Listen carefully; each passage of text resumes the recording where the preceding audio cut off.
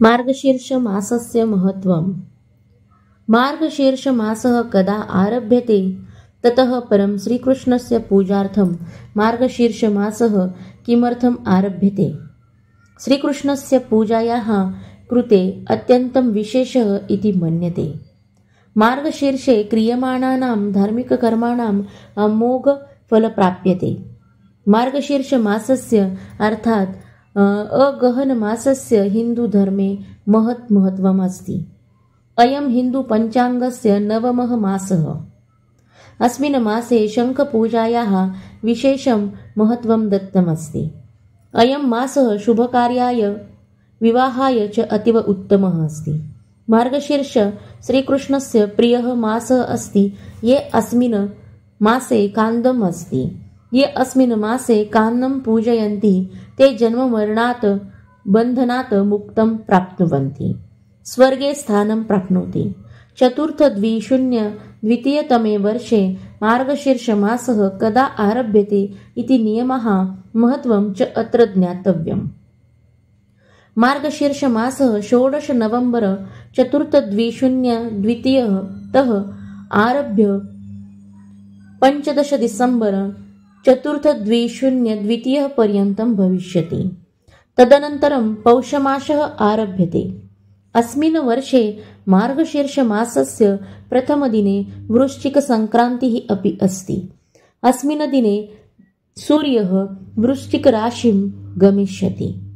श्रीकृष्णः स्वयम् एव अवदत् यत् मार्गशीर्षबृहत्सं तथा सामना गायत्री छन्दसमाहम्। मासानन मार्गशीर्णोः मृतूनुं कुसुमाकर भावार्थ। अहं श्लोकेषु बृहत्सं छन्देषु गायत्री।